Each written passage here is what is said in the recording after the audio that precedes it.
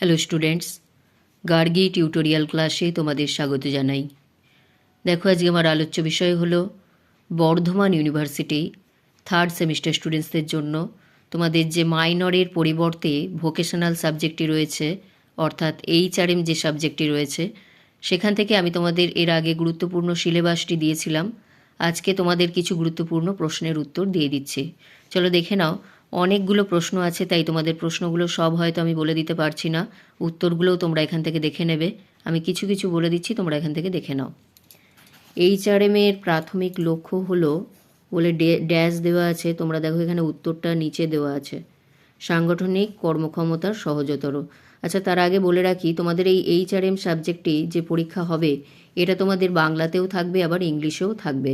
তোমরা যেটা সুবিধা সেটা করতে পারো। আমি তোমাদের বাংলাতেই দেখিয়ে দিলাম। কর্মী ব্যবস্থাপনার উদ্দেশ্য কি, এখানে উপরের সবকটি আছে, তাহলে তোমাদের সবকটাই মনে রাখতে হবে। এরপরে দেখো, কর্মী ব্যবস্থাপকের গুণাবলী কি। কাজের বিবরণের গুণফল হলো, এখানে ক ও খ উভয় আছে, অর্থাৎ কাজের বিবরণ এবং কাজের স্পেসিফিকেশান। আমি কিন্তু তোমাদের আর উত্তরগুলো বলে দিচ্ছি না, জাস্ট প্রশ্নগুলো বলে দিচ্ছি, তোমরা এখান থেকে দেখে নাও। উত্তরটা তোমাদের নিচে থাকবে, এখান থেকে দেখে নেবে। নিচের কোনটি মজুরি ও বেতন প্রশাসনের উদ্দেশ্য? উৎপাদনের শ্রমের সেবার জন্য প্রদত্ত পারিশ্রমিক হলো বলে এটা অ্যান্সার হবে মজুরি।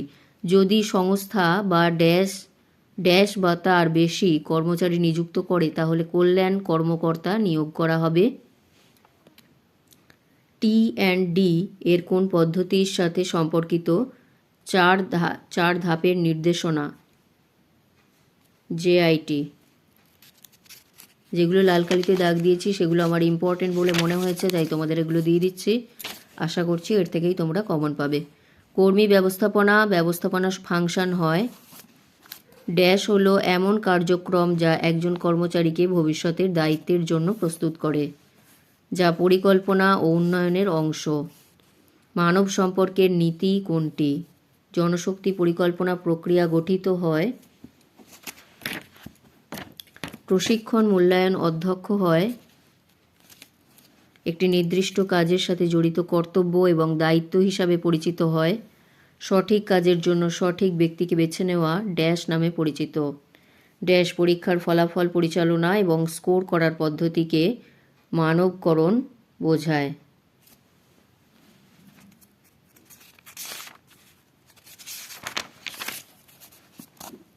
সংবেদনশীলতা প্রশিক্ষণের একটি অংশ।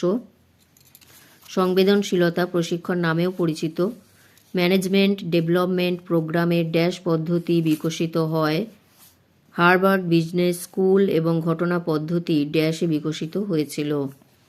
নিচের কোনটি কর্মী ব্যবস্থাপনার চ্যালেঞ্জ? HRP স্তরের সাথে সম্পর্কিত।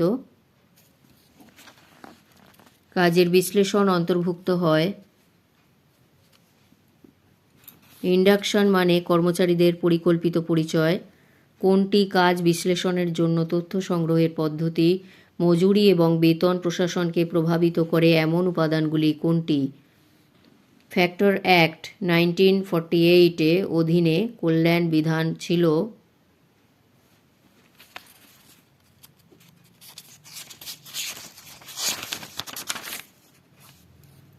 কোনটি প্রশিক্ষণের জন্য দায়ী?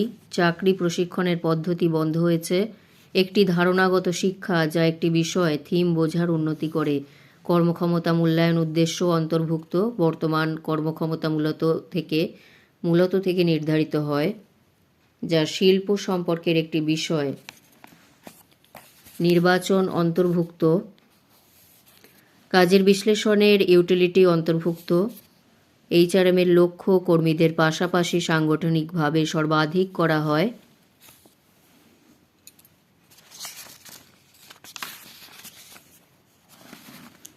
ম্যানেজমেন্ট বাই অবজেক্টিভ কৌশল প্রথম 1950 সালে নিম্নলিখিত কোন ব্যবস্থাপনা তাত্ত্বিক দ্বারা প্রচারিত হয়েছিল?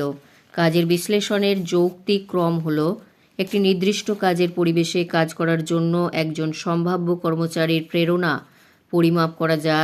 পরিমাপ করার জন্য ড্যাশ দেওয়া হয়।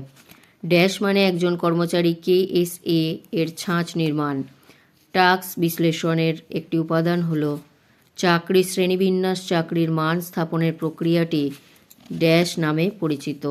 ম্যানেজমেন্ট ডেভেলপমেন্ট প্রোগ্রামের মাল্টিপল ম্যানেজমেন্ট টেকনিক ড্যাশ দ্বারা বিকশিত হয়। কাজের বিবরণের বিষয়বস্তু হলো ড্যাশ। ড্যাশ হলো কাজের প্রয়োজনীয়তা এবং মানুষের বৈশিষ্ট্যের মধ্যে একটি মিল তৈরি করার একটি প্রচেষ্টা। কাজ বিশ্লেষণের সাহায্য হচ্ছে, উপরের সবকটি আছে অর্থাৎ সবকটাই মনে রাখতে হবে। ড্যাশ কোনটি কাজের মূল্যায়নের কারণ। ড্যাশ কোনটি কাজের মূল্যায়নের কারণ অর্থাৎ এখানে যে কটা আছে সবকটাই।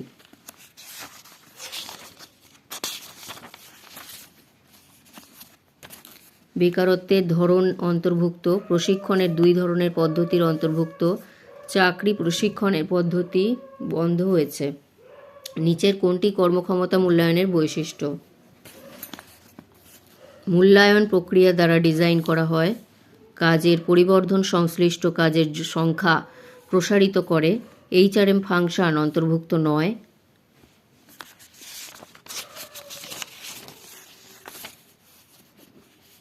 এখান থেকে এটা করবে। নিচের কোন ধরনের ইন্টারভিউতে প্রশ্নগুলো পূর্ব নির্ধারিত থাকে। কাজের আপেক্ষিক মূল্য হিসাবে পরিচিত হয়। প্রশিক্ষণের ড্যাশ পদ্ধতি কাল্পনিক পরিস্থিতিতে বাস্তবসম্মত আচরণ জড়িত। কোন তত্ত্বকে মজুরির লৌহ আইন বলা হয়। সুবিধামূলক পরিষেবা অন্তর্ভুক্ত।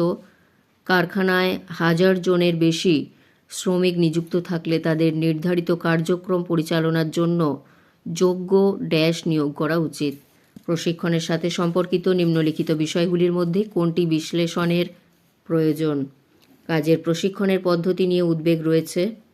নিচের কোনটি টি এবং ডি সম্পর্কিত কৌশল। বেশ, এই অবধি আজকে তোমাদের দিয়ে দিলাম। প্রায় অনেকগুলো প্রশ্নই তোমাদের দিয়ে দিলাম। তোমাদের যাদের বই নেই তাদের সুবিধা হবে। তোমরা এখান থেকে এই সমস্ত প্রশ্নগুলো করে যেও।